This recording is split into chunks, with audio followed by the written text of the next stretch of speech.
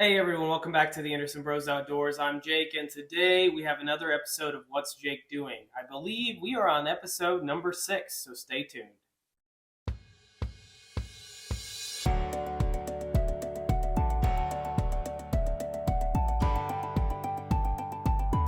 Hey everyone, welcome back. As I said, my name's Jake, and today on What's Jake Doing? Episode number 6, we're going to dive right into project number 1.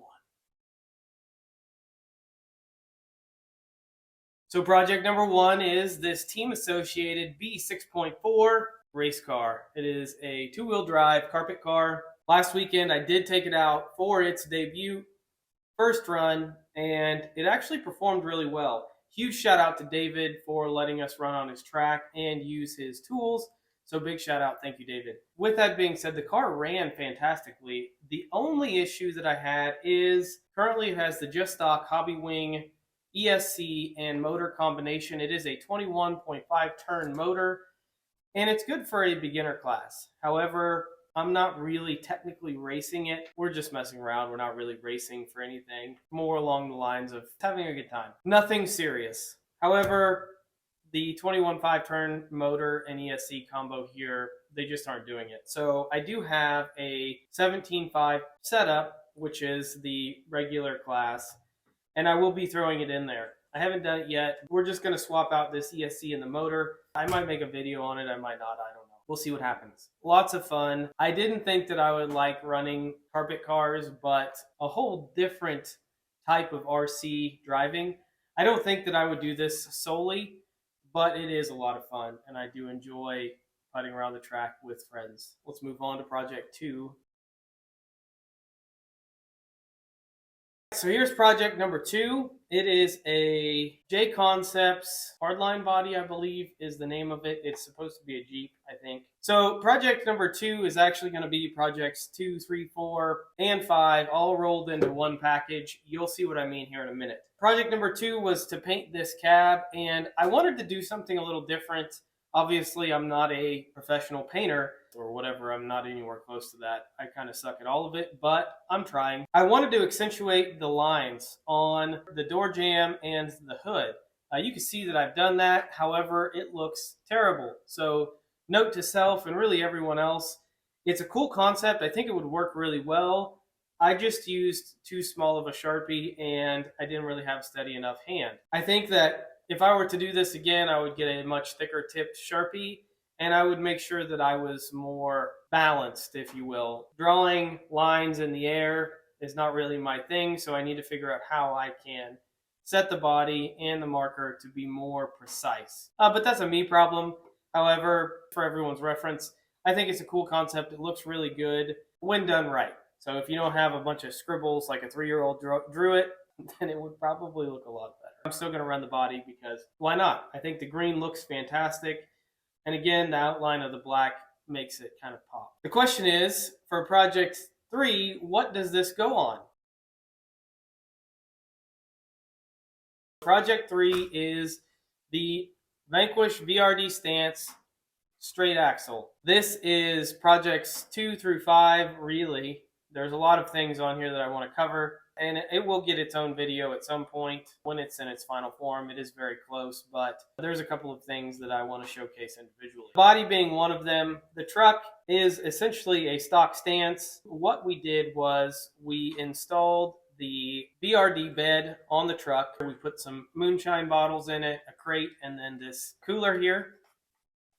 I think the cooler kind of sets it off. The reason that I painted the body green was because of the lettering on the cooler. Getting the bed and body all situated, and it looks really, really good. It'll sit down on there nice and snug, and it just works.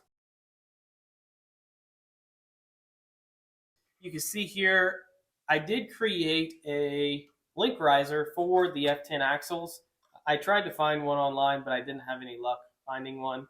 So I did post it on Cuts 3D, links in the description below. And I think it works really well. It keeps the truck pretty stable, or much more stable than it did. I'm still running the stock suspension in the rear with some desert lizards in the front. I really kind of like this setup a lot, actually.